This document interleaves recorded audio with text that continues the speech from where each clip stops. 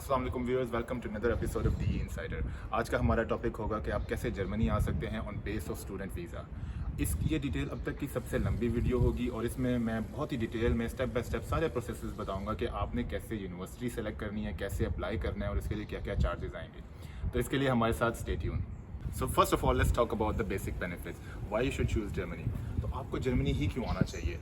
इसकी वजह यह है कि यहाँ पे एजुकेशन फ्री ऑफ कॉस्ट है। Mostly in most of the provinces tuition fees बिल्कुल भी नहीं है फॉरनर्स के लिए। मोस्टली आपको एडमिनिस्ट्रेशन कॉस्ट पे करनी पड़ती हैं and that ranges around 150 euros. Second point is ease of settlement. तो आप अगर जर्मनी आते हैं तो आप यहाँ पे बहुत ही जल्द नेशनैलिटी हासिल कर सकते हैं। इसके बजाय अगर आप गल्फ कंट्रीज़ में काम करते हैं तो पूरी लाइफ भी गुजारने के बाद आपको वहाँ पे नेशनैलिटी नहीं दी जाती और आपको इन दी एंड वापस अपने मुल्क जाना पड़ता है। इसके कंपैरिजन में अगर आप जर्मनी आते हैं, even in comparison to Europe, अगर आप जर्मनी में सिर्फ 5 साल गुजारते हैं तो आपको यहाँ की नेशनैलिटी हासिल हो सकती है। और कुछ केसेस में अगर आप यहाँ पे इंटीग्रेशन शो करते हैं तो आपको 3 साल बाद भी यहाँ पे नेशनैलिटी हासिल हो सकती है। इसके साथ साथ यहाँ पे ड्यूअल नेशनैलिटी भी अलाउ हो गई है। और तो और आप यहाँ पे अपनी स्टडी के बाद 2 साल जॉब करके पीआर के लिए भी अप्लाई कर सकते हैं। इसका तीसरा बड़ा बेनिफिट ये है कि आप यहाँ पे बहुत ही लो क्राइम रेट देखेंगे। क्राइम रेट यहाँ पे इतना लो है कि आप किसी वक्त भी रात को बाहर निकल सकते हैं मोस्ट ऑफ द सिटीज़। और आप जैसे देख सकते हैं मैं यहाँ पे फ्रीली वीडियो बना रहा हूँ और यहाँ पे मुझे भी कोई मसला नहीं है। इसके अलावा इसका चौथा बेनिफिट ये है कि आप यहाँ पे साइट पे जॉब कर सकते हैं और ये जॉब आपको अमूमन 900 to 1000 यूरोज भी पे करती हैं, जिसमें आप अपनी स्टूडेंट लाइफ में बहुत अच्छा अर्न कर सकते हैं। मोस्टली आपकी कॉस्ट आती है अराउंड 600 to 800 यूरोज और इसके बाद आपके पास कुछ सेविंग भी बच जाती है। Fifth benefit is quality of life. तो अगर तो आप जर्मनी में काम करते हैं in comparison to UK, US, Australia, तो यहाँ पे क्वालिटी ऑफ लाइफ बहुत ही बेहतर है इन द सेंस कि आपको यहाँ पे कोई एक्स्ट्रा फीस नहीं पे करनी। इसकी वजह से आपको in comparison to other countries सिर्फ 4 to 8 आवर्स में जॉब करके आप बहुत अच्छा अर्न कर सकते हैं, जबकि यूएस, यूके और ऑस्ट्रेलिया में आपको 10 से 12 घंटे जॉब करने पड़ सकती है सिर्फ और सिर्फ अपनी फीस पे करने के लिए। So I think it's also a very good point. So now after talking about the benefits, let's talk about the complete process. तो सबसे पहले हम एलिजिबिलिटी के बारे में बात करते हैं। एलिजिबिलिटी में 3 पॉइंट्स हैं जो कि आपको ध्यान में रखने हैं कि आप यहाँ पे एजुकेशन के लिए एलिजिबल भी हैं कि नहीं। इसमें सबसे पहला पॉइंट है कि अगर आपने एफएससी या कोई डिप्लोम की डिग्री हासिल की है, जिसे हम डिप्लोमा कहते हैं वहाँ पर, तो उसके बाद आप यहाँ पे क्वालिफाई नहीं करते सीधा बैचलर्स में आने के लिए। आपको उससे पहले 2 सेमेस्टर्स पढ़ने पड़ेंगे, जिसको जर्मनी में स्टूडेंट कॉलीग भी कहते हैं। आप वो 2 सेमेस्टर्स पढ़ने के बाद यानी 1 साल की एजुकेशन के बाद यहाँ बैचलर्स में हिस्सा ले सकते हैं। अगर तो आपने वहाँ पे अपने मुल्क में बीएस की डिग्री हासिल की है, जो कि 2 साल की एक डिग्री होती है, तो उसके बाद आप यहाँ पे मास्टर्स के लिए क्वालिफाई नहीं करते। उसके बाद आप यहाँ पे बीएससी की यानी बैचलर्स की डिग्री ही पढ़ सकते हैं। और अगर आपने पूरा बीएससी की डिग्री की है, जो कि 16 ईयर्स के इक्वलेंट होती है, तो उसके बाद ही आप मास्टर्स के लिए क्वालिफाई करते हैं। After considering eligibility, let's talk about finding the relevant universities. तो अब आपको यूनिवर्सिटीज शॉर्टलिस्ट करनी होंगी जहाँ पे आपके रेलेवेंट कोर्सेज हों। इसके लिए यहाँ पे एक वेबसाइट है daad.de। इसका लिंक भी डिस्क्रिप्शन में मौजूद है। आप ये वेबसाइट यूज़ कर सकते हैं अपने से रेलेवेंट कोर्सेज के लिए, चाहे वो मास्टर्स की स्टडी के लिए हो, बैचलर्स या पीएचडी के लिए। ऑफ कोर्स पीएचडी में अप्लाई करने के लिए आपको कम से कम 18 ईयर्स ऑफ एजुकेशन चाहिए होगी, जो कि सिर्फ मास्टर्स के बाद ही पॉसिबल है। आप इस वेबसाइट पे जाके मुख्तलिफ कोर्सेज सर्च कर सकते हैं। इसका फ़िल्टर यूज़ करना बहुत ज़रूरी है क्योंकि ये गूगल की तरह नहीं है। आप फ़िल्टर के अंदर यहाँ पे इंग्लिश, जर्मन लैंग्वेज कोर्सेज ढूंढ सकते हैं और उसके बाद अपने रेलेवेंट कोर्स पुट इन करके सारे रेलेवेंट डिग्रीज यहाँ पे सर्च कर सकते हैं। मैं आपको रिकमेंड करूँगा कि आप कम से कम 4 से 5 यूनिवर्सिटीज़ में अप्लाई करें, क्योंकि ज़रूरी नहीं कि आप जिस यूनिवर्सिटी में अप्लाई करें वो आपको एक्सेप्ट भी करे, और हर यूनिवर्सिटीज़ की रिक्वायरमेंट्स भी डिफरेंट होती हैं। हो सकता है कोई आपसे स्टेटमेंट ऑफ पर्पस मांगे और कोई आपसे कवर लेटर भी मांगे। इसके अलावा और बहुत से डॉक्यूमेंट्स हो सकते हैं जो कि रिक्वायर्ड हों, उसके बारे में हम बाद में बात करेंगे। अभी मैंने आपको दाद की वेबसाइट के बारे में बताया है कि कैसे आप यूनिवर्सिटीज़ में नॉर्मल एप्लीकेशन अप्लाई कर सकते हैं, लेकिन दाद की वेबसाइट सिर्फ नॉर्मल एप्लीकेशंस के लिए ही नहीं बल्कि स्कॉलरशिप के लिए भी है। तो अगर आप चाहें तो मास्टर्स और या फिर पीएचडी के लिए भी स्कॉलरशिप के लिए अप्लाई कर सकते हैं। अगर तो आप मास्टर्स के लिए स्कॉलरशिप अप्लाई करते हैं तो आपको पर मंथ 934 यूरोज दिए जाएंगे आपकी स्टडीज़ के ड्यूरेशन के लिए। हो सकता है कि इसके अंदर फ्लाइट के एक्सपेंसेस भी कवर्ड हों। इसके अलावा अगर आप पीएचडी के लिए अप्लाई करते हैं तो पर मंथ आपको 1200 यूरोज दिए जाएंगे। आपको इसके साथ साथ कोई ब्लॉक अकाउंट नहीं शो करना पड़ेगा, क्योंकि यही क्वालिफिकेशन, यही जो आपकी स्कॉलरशिप है, ये आपकी proof of living of expenses होगी। अगर आपने मास्टर्स की स्कॉलरशिप के लिए अप्लाई करना है तो इसकी रिक्वायरमेंट में 16 ईयर्स ऑफ एजुकेशन है, लेकिन अगर आपने पीएचडी की स्कॉलरशिप के लिए अप्लाई करना है तो इसके लिए आपको 18 ईयर्स ऑफ एजुकेशन और साथ में 2 साल का एक्सपीरियंस भी चाहिए होगा दाद की स्कॉलरशिप के लिए। आपकी आसानी के लिए मैंने बहुत से courses such as economics, agriculture, engineering और मेडिकल फील्ड के लिए नीचे डिस्क्रिप्शन में लिंक प्रोवाइड कर दिया है। आप इसे क्लिक करके आसानी से दाद की वेबसाइट पे आ सकते हैं और अपने स्कॉलरशिप या कोर्सेज ढूंढ सकते हैं। जैसा कि मैंने आपको पहले बताया कि हर यूनिवर्सिटी की रिक्वायरमेंट्स थोड़ी डिफरेंट हो सकती हैं, तो बराह मेहरबानी यूनिवर्सिटी की वेबसाइट देखें और उसी के प्रोसीजर के थ्रू अप्लाई करें। अगर आपकी यूनिवर्सिटी आपकी एप्लीकेशन एक्सेप्ट कर लेती है तो वो दाद में लेटर फॉरवर्ड कर देगी और दाद आपको स्कॉलरशिप का एक लेटर जारी कर देगी। ये आप लेटर लेके एम्बेसी जा सकते हैं और एम्बेसी उसके थ्रू आपको वीज़ा दे देगी और आपको कोई ब्लॉक अकाउंट की ज़रूरत नहीं होगी। दाद के अलावा दूसरी वेबसाइट जो कि यहाँ पे यूज़ होती है स्कॉलरशिप के लिए वो है इरास्मस। ये एक जॉइंट वेंचर है मुख्तलिफ यूनिवर्सिटीज़ के दरमियान जो कि एक प्रोग्राम ऑफर करता है। इसमें आपने मुख्तलिफ यूनिवर्सिटीज़ में जाके अपना मास्टर्स का कोर्स करना होता है। इरास्मस वेबसाइट का लिंक नीचे डिस्क्रिप्शन में मौजूद है। आपको कम से कम इस प्रोग्राम के लिए 2 यूनिवर्सिटीज़ को इंक्लूड करना पड़ेगा जहां पे आपने अपनी मास्टर्स डिग्री करनी है। आप इससे ज़्यादा भी यूनिवर्सिटीज़ चूज़ कर सकते हैं और इसमें आपको मुख्तलिफ कंट्रीज़ का एक्सपोजर भी हासिल हो सकता है। मिसाल के तौर पे आप हर सेमेस्टर एक मुख्तलिफ यूनिवर्सिटी में गुजार सकते हैं। इसका एक और बेनिफिट ये है कि अगर आप इरास्मस के थ्रू डिग्री हासिल करते हैं तो जिस यूनिवर्सिटी में आपने पार्टिसिपेट किया है उन सब यूनिवर्सिटीज़ की डिग्री भी आपको दी जाएगी। इरास्मस का प्रोग्राम दाद के प्रोग्राम से ज़्यादा फेमस है। यहाँ पे फ्रेशली ग्रेजुएट ज़्यादा अप्लाई करते हैं क्योंकि यहाँ पे एक्सपीरियंस की रिक्वायरमेंट भी नहीं है। इसके अंदर कोर्सेज भी ज़्यादा ऑफर होते हैं दाद की निस्बत। आपको यहाँ पे बहुत से कंपटीशन का सामना करना पड़ेगा, इसलिए अगर आपका GPA ज़्यादा हो, ज़्यादा बेहतर हो तो आपके चांसेस भी इम्प्रूव हो जाएंगे।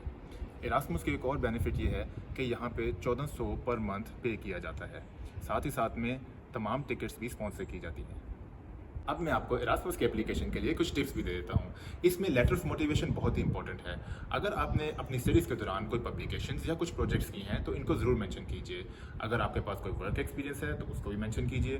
वॉलंटियर एक्सपीरियंस भी काउंट होता है। अगर आपने कहीं पे पौधे लगाए हैं तो this is also volunteer experience और इसको भी आप ज़रूर मेंशन कीजिए। अगर आप अर्ली बर्ड एप्लीकेशन करते हैं यानी कि आप बहुत जल्द अप्लाई करते हैं तो जितनी जल्दी अप्लाई करेंगे उतना ही आपको बेनिफिट भी होगा। इसके साथ साथ एक्स्ट्रा करिकुलर एक्टिविटीज़ भी बहुत इंपॉर्टेंट है। मिसाल के तौर पर अगर आपने डिबेट्स में हिस्सा लिया है या अगर आपने स्पोर्ट्स में हिस्सा लिया है तो उसको भी ज़रूर मेंशन करें। इससे आपके चांसेस बहुत इंप्रूव होंगे। अब तक मैं आपको बता चुका हूं कि आप कैसे यूनिवर्सिटीज़ फाइंड कर सकते हैं और उनमें कैसे अप्लाई कर सकते हैं। इसके अलावा कौन कौन सी स्कॉलरशिप के ऑप्शंस यहाँ मौजूद हैं और उनमें आप कैसे अप्लाई कर सकते हैं। Another big requirement is about language.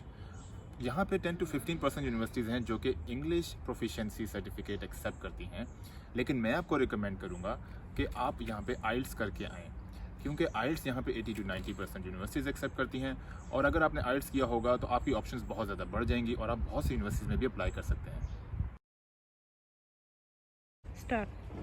First step है डॉक्यूमेंट्स प्रिपेयर करने के बारे में। इसमें सबसे पहले तो आपकी डिग्रीज आ जाती हैं। मिसाल के तौर पे अगर आपने बैचलर्स किया है तो बैचलर्स की डिग्री और साथ में उसकी ट्रांसक्रिप्ट। इसके अलावा matric, FSC, A level, O level की डिग्रीज भी रिक्वायर्ड होंगी। आपको इसके अलावा पासपोर्ट और अपनी CV भी प्रोवाइड करनी होगी। और एक और डॉक्यूमेंट जो आपको चाहिए है वो है लेटर ऑफ मोटिवेशन। इसमें आपने अपनी मोटिवेशन बतानी है कि आप यहाँ पे क्यों अप्लाई कर रहे हैं और आपको ये कोर्स क्यों पसंद है। आइल्स और लेटर ऑफ रिकमेंडेशन आपके एम्प्लॉयर से या फिर आपके अपने प्रोफेसर से। इसके अलावा अगर आपकी कोई अचीवमेंट्स हैं तो उसका सर्टिफिकेट भी साथ में जमा कराइए और अगर आपने कहीं इंटर्नशिप या कोई एक्सपीरियंस गेन किया है तो वो भी सर्टिफिकेट प्रोवाइड कीजिए। Another document that you may require is ECTS। ECTS is an European credit transfer system. ये एक ऐसा सिस्टम है जो कि यहाँ पे जर्मन यूनिवर्सिटीज़ भी यूज़ करती हैं ये जानने के लिए कि आपने जो स्टडीज़ अपने मुल्क में की हैं क्या वो यहाँ पे इनकी रिक्वायरमेंट्स पूरा करती हैं और इनकी डिग्रीज़ के इक्वलेंट हैं। Now let's talk about how does ECTS work. Her course के कोई ना कोई इक्वलेंट ECTS क्रेडिट पॉइंट्स होते हैं। एक ECTS credit point is equivalent to 25 to 30 hours of study और अगर आप एक पूरा फुल एकेडमिक ईयर स्पेंड करते हैं तो उसमें आपको 60 ECTS क्रेडिट पॉइंट्स दिए जाते हैं। अब आपने सबसे पहले ECTS रिक्वायरमेंट्स चेक करनी है। इसके लिए आप दाद की वेबसाइट पे जाएंगे और वहाँ पे अपना रेलिवेंट कोर्स निकालेंगे। उसके अंदर रिक्वायरमेंट्स के ऑप्शन के अंदर जाके आप देख सकते हैं कि इसकी ECTS रिक्वायरमेंट्स क्या हैं। उसके बाद आप अपनी डिग्रीज़ को देखेंगे कि उस डिग्री में जो क्रेडिट पॉइंट्स हैं वो क्या इस ECTS रिक्वायरमेंट को मैच करते हैं या नहीं। अगर तो मैच करते हैं तो आप उस कोर्स के लिए अप्लाई कर सकते हैं। मैं यहाँ पे आपको एक छोटी सी टिप देता चलूँ। अगर आपने यूनिवर्सिटी में अप्लाई करना है तो इसके लिए कोई भी अटेस्टेड डॉक्यूमेंट्स की ज़रूरत नहीं है। फ्रेशली ग्रेजुएशन के बाद आप डायरेक्टली यूनिवर्सिटी में अप्लाई कर सकते हैं। अटेस्टेड डॉक्यूमेंट्स की रिक्वायरमेंट एम्बेसी की तरफ से है। तो इस तरह अगर आप डायरेक्ट अप्लाई करते हैं तो आप टाइम सेव कर सकते हैं और बाद में एम्बेसी को नोटराइज्ड डॉक्यूमेंट्स भी प्रोवाइड कर सकते हैं। अगर आप पाकिस्तान से अप्लाई कर रहे हैं तो अटेस्टेशन के लिए मैं आपको बता देता हूँ आप कहाँ कहाँ से अपने डॉक्यूमेंट्स अटेस्ट करा सकते हैं। मैट्रिक एफएससी के लिए आप IBCC से जाके अपने डॉक्यूमेंट्स अटेस्ट करवा सकते हैं। आपकी हायर एजुकेशन बैचलर्स और मास्टर्स आप हायर एजुकेशन कमीशन से अटेस्ट करवा सकते हैं। इसके बाद ये सारी डिग्रीज आप मोफा यानी मिनिस्ट्री ऑफ फॉरेन अफेयर्स से जाके भी अटेस्ट करवा सकते हैं। अब आपने यूनिवर्सिटीज़ भी फाइंड कर ली हैं और अपने रेलिवेंट कोर्सेज भी ढूंढ लिए हैं। इसके अलावा आपने अपनी लैंग्वेज रिक्वायरमेंट्स भी पूरी कर ली हैं और जो भी डॉक्यूमेंट्स चाहिए थे वो भी आपने सब जमा कर लिए हैं। अब हमारा नेक्स्ट स्टेप है कि हम यूनिवर्सिटीज़ में अप्लाई कैसे कर सकते हैं। यूनिवर्सिटी में अप्लाई करने के टोटल 3 तरीके हैं। पहला तरीका ये है कि आप यूनिवर्सिटी की वेबसाइट पर जाते हैं और डायरेक्टली यूनिवर्सिटी में अप्लाई करते हैं और वहीं पर अपने डॉक्यूमेंट्स फॉरवर्ड कर देते हैं। दूसरे प्रोसेस में एक थर्ड पार्टी इन्वॉल्व होती है जिसका नाम है यूनिअसिस्ट। आप पहले इनको अपने डॉक्यूमेंट्स फॉरवर्ड करते हैं, वो आपके डॉक्यूमेंट्स की रिक्वायरमेंट सारी चेक करती है और उसके बाद यूनिवर्सिटी को फॉरवर्ड कर देती है। तीसरे अप्लाई करने के तरीके में आपको VPD चाहिए होगा। VPD के लिए आप पहले अपने डॉक्यूमेंट्स यूनिअसिस्ट में जमा कराएंगे, वो चेक करेंगे और आपके डॉक्यूमेंट्स अप्रूव करने के बाद आपको एक VPD का सर्टिफिकेट जारी कर देंगे। आप ये VPD का डॉक्यूमेंट लेके डायरेक्ट यूनिवर्सिटी में दोबारा अप्लाई कर सकते हैं। अब VPD क्या है? VPD एक फॉर प्रूफुंग्स डॉक्यूमेंटेशन है। ये एक ऐसा डॉक्यूमेंट होता है जो कि ये चेक करता है कि आपके सारे डॉक्यूमेंट्स यूनिवर्सिटी की रिक्वायरमेंट्स को पूरा करते हैं या नहीं। अब मैंने आपको 3 प्रोसेसेस के बारे में बता दिया है जिसके थ्रू आप यूनिवर्सिटी में अप्लाई कर सकते हैं। लेकिन अब हमें कैसे पता चलेगा कि कौन सी यूनिवर्सिटी में आपने किस तरीके से अप्लाई करना है? इसके लिए आप दाद की वेबसाइट पर जाके जो भी कोर्स है उसकी रिक्वायरमेंट्स के एंड में जाके सबमिट एप्लीकेशन के बटन पर क्लिक करेंगे और वो आपको बताएंगे कि आपने किस प्रोसीजर के थ्रू अप्लाई करना है। 90% of the universities online application accept कर लेती हैं, लेकिन 10% यूनिवर्सिटीज़ यहाँ पर ऐसी हैं जो कि हार्ड कॉपी मांगती हैं जो कि आपने पोस्ट के थ्रू सेंड करनी है। अगर आप उनको डॉक्यूमेंट सेंड करें तो उनको आपको अटेस्ट करा के ही सेंड करना होगा। Next step is on acceptance of admission letters. अगर तो आपने मुख्तलिफ यूनिवर्सिटीज़ में अप्लाई किया है तो आपके पास ज़्यादा चांसेस हैं कि आपके पास एडमिशन लेटर भी मुख्तलिफ यूनिवर्सिटी से आएँ। तो इस सूरत में आप कौन सा एडमिशन लेटर एक्सेप्ट करेंगे? इसके लिए मैं आपको मुख्तलिफ पॉइंट्स बता देता हूँ जो कि आप मद्देनज़र रखें और उसकी बेस पे आप डिसाइड करें कि कौन सी यूनिवर्सिटीज़ में आपने एडमिशन लेटर एक्सेप्ट करना है। इसमें सबसे पहला पॉइंट ये है कि आपका इंटरेस्ट कहाँ है, आपको किस कोर्स में ज़्यादा इंटरेस्ट है और उसका करिकुलम क्या है। दूसरा पॉइंट ये है कि उसके पास इंडस्ट्रीज़ हैं या नहीं, क्योंकि इसकी बेस पे आपको बाद में जॉब लेना आसान हो सकती है। और तीसरा पॉइंट है बिग सिटीज़। अगर बड़ी सिटी होगी तो वहाँ पे आसपास लोग भी ज़्यादा होंगे और इंडस्ट्रीज़ भी ज़्यादा होंगी जिसकी बेस पे आपको आसानी से जॉब मिल सकती है। एडमिशन लेटर के बाद एक इम्पॉर्टेंट पॉइंट है एम्बेसी की अपॉइंटमेंट। ये आपको खुद कैलकुलेशन करनी पड़ेगी कि किस वक्त एम्बेसी की अपॉइंटमेंट आपने अप्लाई करनी है। हमारा मेन मकसद ये है कि जब भी एम्बेसी की अपॉइंटमेंट आए तो आपके पास एडमिशन लेटर मौजूद हो। इस वक्त हालात ऐसे हैं कि 19 मंथ्स भी आपको वेट करना पड़ सकता है एम्बेसी के अपॉइंटमेंट के लिए। इसलिए बहुत ही बेनिफिशियल है कि अगर आपने मुख्तलिफ जगहों पे मुख्तलिफ यूनिवर्सिटीज़ में अप्लाई किया हुआ है और आपके पास मुख्तलिफ एडमिशन लेटर हैं तो आप थोड़ा उसके अंदर चेंजेस भी कर सकते हैं और यूनिवर्सिटीज़ को बता सकते हैं कि इस वजह से मैं थोड़ा लेट आऊँगा या हो सकता है कोई और प्रोग्राम थोड़ा लेट शुरू हो रहा है तो आप उस वाले को सेलेक्ट कर लें। तो अब आपका काम है कि कैलकुलेट करें कि एम्बेसी की अपॉइंटमेंट कब हासिल करनी है। यहाँ मैं आपको एक टिप देता चलूँ कि जर्मनी में जो अपॉइंटमेंट के सर्वर्स हैं वो रात के 12 बजे अपडेट होते हैं। अगर कोई भी अपनी अपॉइंटमेंट कैंसिल करेगा तो वो स्लॉट रात के 12 बजे अवेलेबल होती है, लेकिन आपको वो स्लॉट लेने के लिए बहुत ही जल्द रिएक्ट करना पड़ेगा। विदिन 10 to 15 मिनट्स सारी स्लॉट्स दोबारा बुक हो जाती है। इस्लामाबाद में जनरल स्टूडेंट वीज़ा की वेटिंग टाइम अराउंड 19 मंथ्स है। इसमें प्रायोरिटी केसेस भी हैं।